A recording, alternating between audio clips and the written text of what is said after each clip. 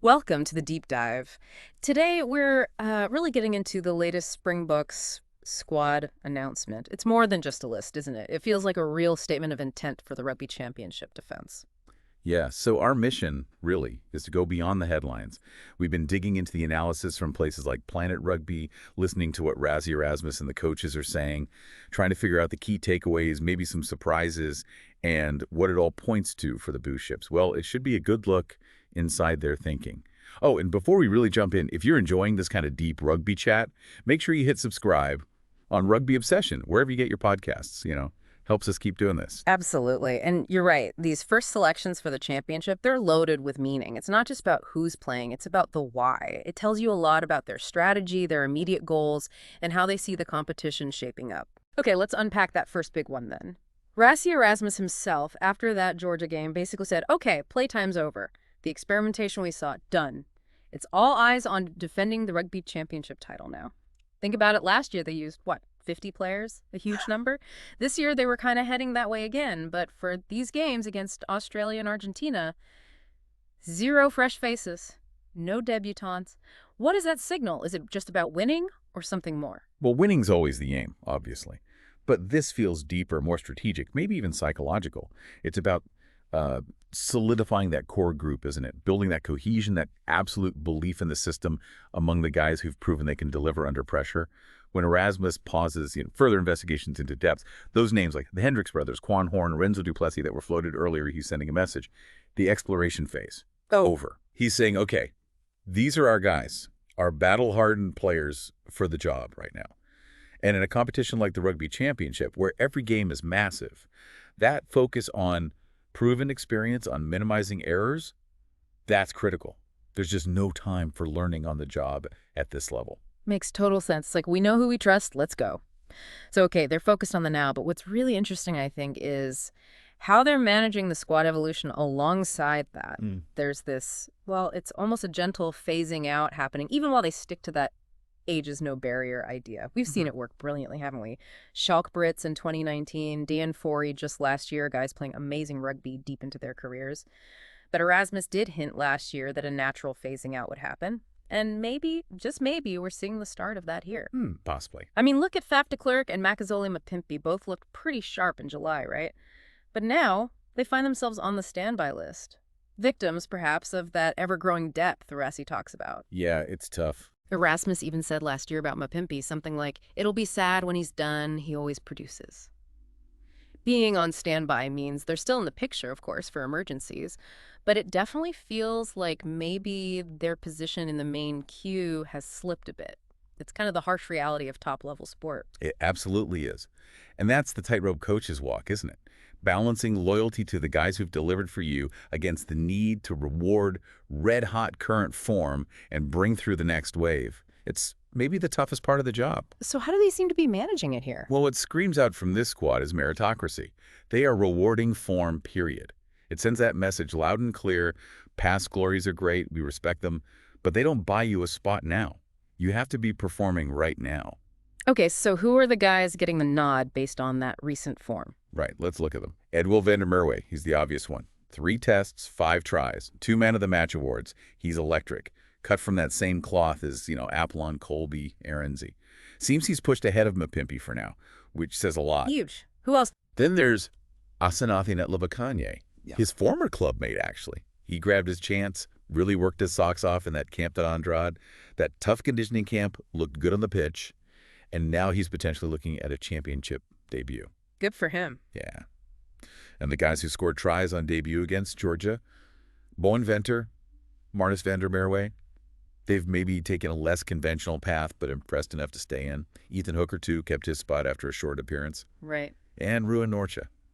Rassie called him a proper lock. Remember last year, Erasmus said he needed to bulk up? Well, clearly has. He was excellent against Georgia, especially in the lineout, got man of the match. He's not in because of injuries this time. He's earned it on pure performance. That's a great sign of development. Definitely. And finally, Morny Vandenberg at scrum half.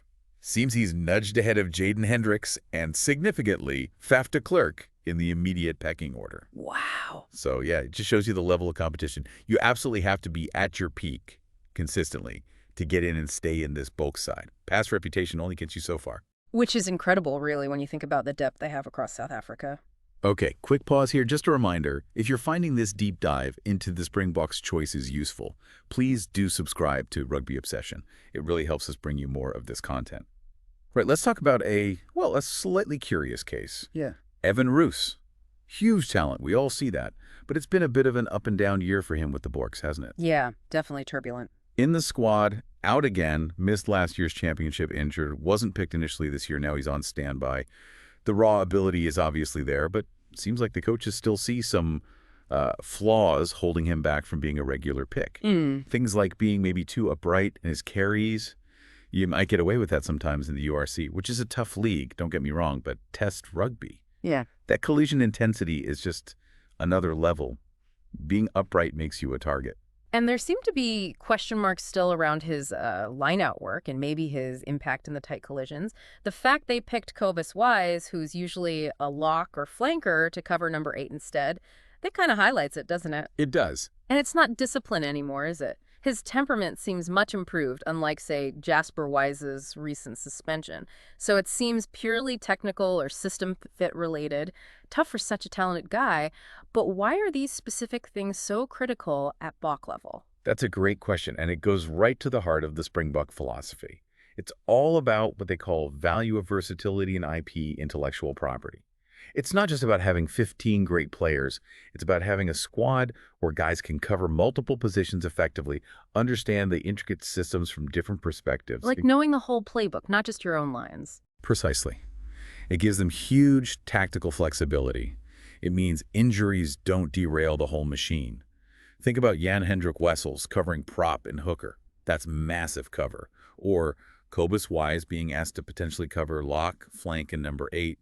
They compare that kind of utility to Danny Rousseau back in the day, invaluable. Yeah, I remember Rousseau popping up everywhere. Exactly. And look elsewhere. Franco Mostert, maybe even Norgie, potentially covering number 7. Jean-Luc Dupreez covering lock and loose forward. In the backs, wingers who can play fullback. Keenan Moody stepping into midfield.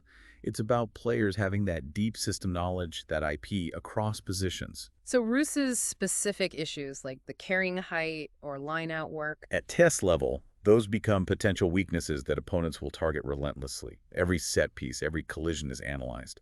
For the Boks, minimizing those potential weak points, especially through versatile players who know the system inside out, is paramount. And it's not just about the younger guys being versatile, is it? The experienced heads play a role in passing on that IP, too. Absolutely crucial. Look at Willie Leroux, still in the squad. His value now isn't just his own play. It's guiding the younger backs, the game managers, transferring that knowledge. Or Bongi and Bonambi, maybe his form dipped a bit recently, but he's still there. Why? Because he's quality, yes, but also invaluable on the training pitch, especially with young props around. He embodies that front row IP transfer. Right. So it's not just about being a brilliant individual. It's about how you fit the system, how versatile you are, and how you contribute to that collective team knowledge, that IP.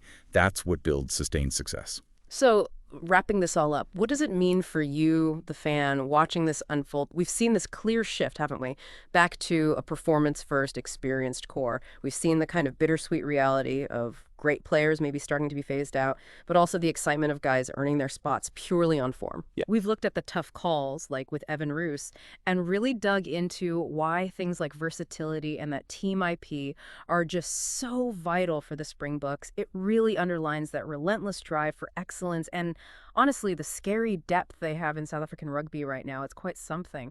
What are your thoughts? We genuinely love to hear what stands out to you from these selections. Yeah, definitely let us know. And what's really fascinating, I think, is watching this constant evolution.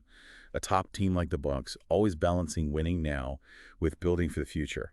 This whole process, digging into these selections, it's not just about rugby, is it? It kind of gives you a window into what continuous improvement looks like in any high-performance environment. They need to be adaptable, maybe a bit ruthless, always searching for that edge. Absolutely spot on. A great thought to end on, relevant way beyond the rugby pitch. Okay, final reminder, please do subscribe to Rugby Obsession for more deep dives like this one. Thank you so much for listening to this Rugby Obsession deep dive. We really appreciate you tuning in, and we look forward to you listening to our next episode.